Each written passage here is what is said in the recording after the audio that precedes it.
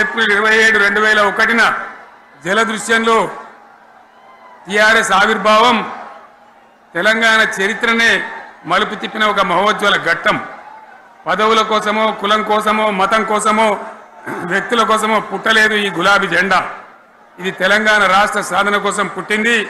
పదవీ త్యాగాలతోనే మన తెలంగాణ ప్రస్థానం ప్రారంభమైంది. అది ఫలించి మన సొంత రాష్ట్ర కళ కూడా నెరవేరిందని నేను మనవి చేస్తా ఉన్నా.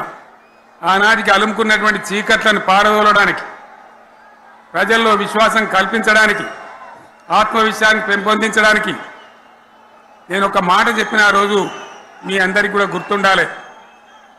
ఉద్యమం నుంచి వెనక్కి మరలితే, ఉద్యమ జెండాను దించితే నన్ను రాళ్లతో కొట్టి చంపండి అని చెప్పి నేను ఉద్యమాన్ని ప్రారంభించిన విషయం మీ అందరికీ కూడా తెలుసు. ఆ తదనంతరం జరిగినటువంటి స్థానిక పంచాయతీ ఎన్నికల్లో, ఆ తదనంతరం జరిగినటువంటి సిద్దిపేట ఉప ఎన్నికలో ప్రజలు బ్రహ్మాండంగా ప్రాణం పోసి ఊపిరిలిదితే అద్భుతంగా ఉద్యమం ముందుకు పురోగమించిన విషయం మనకు తెలుసు.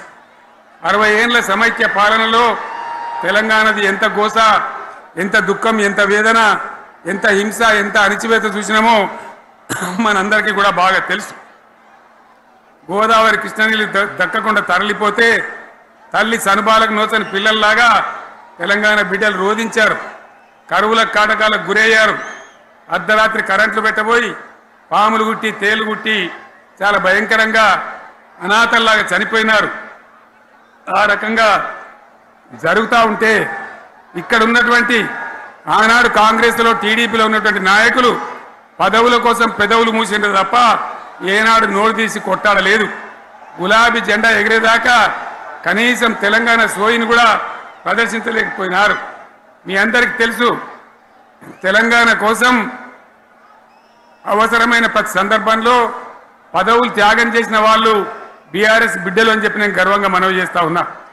కానీ పదవుల కోసం తెలంగాణను ఆగం చేసిన వాళ్ళు ఆనాడు ఉన్నటువంటి కాంగ్రెస్ నాయకులు అని చెప్పి కూడా నేను మనవి చేస్తా ఉన్నా.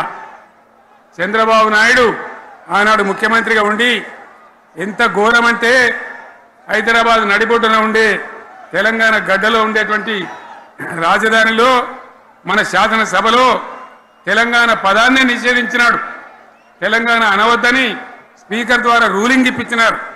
ఇదే జిల్లాకు చెందినటువంటి ప్రణయ్ భాస్కర్ గారు ఆ రోజు ఎమ్మెల్యేగా శాసనసభలో తెలంగాణ అంటే అది నేరమైనట్టుగా పరిగణించి తెలంగాణ పదాన్నే నిషేధించేటువంటి ప్రయత్నం చేసినారు. మిత్రులారా, మీకు అందరికీ చరిత్ర తెలుసు.